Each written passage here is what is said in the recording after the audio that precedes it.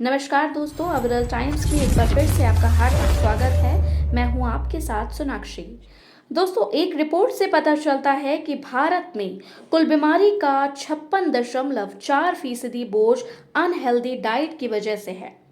ICMR ने बुधवार को कहा कि जरूरी पोषक तत्वों की जरूरतों को पूरा करने, मोटापा और मधुमेह जैसे रोगों को रोकने के लिए 17 आहार दिशा निर्देश जारी किए गए हैं।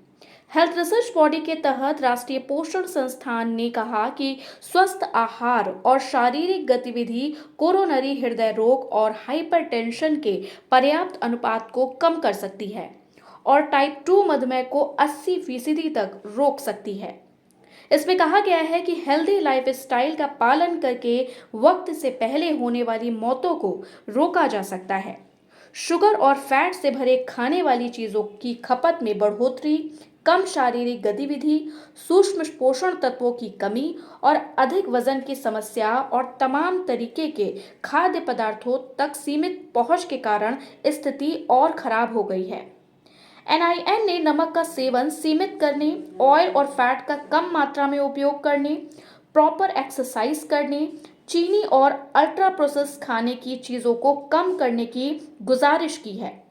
इसने मोटापे को रोकने के लिए हेल्दी लाइफस्टाइल अपनाने और फूड लेबल्स पढ़कर जानकारी हासिल करने और स्वस्थ भोजन विकल्प चुनने का भी सुझाव दिया है। भारतीयों के लिए आहार संबंधी दिशा निर्देश का मसौदा आईसीएमआर एनआईएन के निदेशक डॉक्टर हेमलता आरके के नेतृत्व में विशेषज्ञों की एक बहुविषयक कमेटी द्वारा तैयार किया गया है और इसकी वैज्ञानिक समीक्षा की गई है। डीजीआई में 17 दिशा निर्देश सूचीबद्ध किए गए हैं।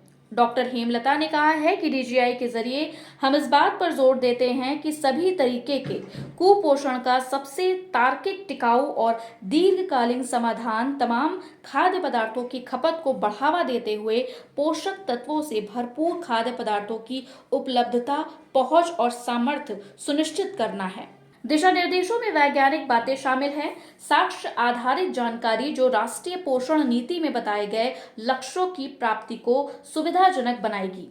आईसीएमआर के महानिदेशक डॉक्टर राजीव बहल ने कहा है कि पिछले कुछ दशकों में भारतीयों की आहार संबंधी आदतों में अहम बदलाव आए हैं, जिससे गैर संचारी रोगों में बढ़ोतरी देखी गई है, जबकि अल्प पोषण की कुछ समस्याएं अभी भी बनी हुई हैं।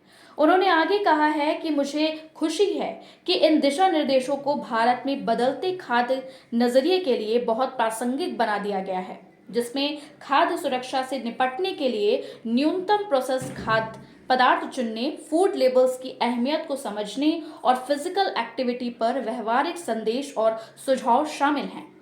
मुझे यकीन है कि ये पूरक होंगे। सरकार की ये कोशिशें हमारे लोगों के अच्छे पोषण और स्वास्थ्य को बढ़ावा देने के लिए है।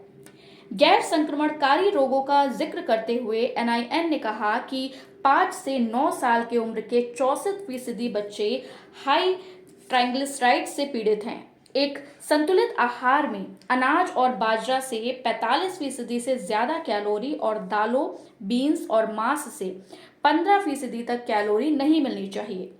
दिशा निर्देशों में कहा गया है कि बाकी कैलोरी नट्स, सब्जियों, फलों और दूध से आनी चाहिए।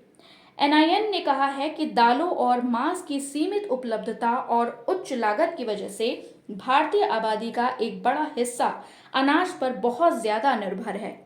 इस वजह से जरूरी मैक्रोन्यूट्रिएंट्स यानी कि अमीनो एसिड और फैटी एसिड और सूक्ष्म पोषक तत्वों का कम सेवन होता है।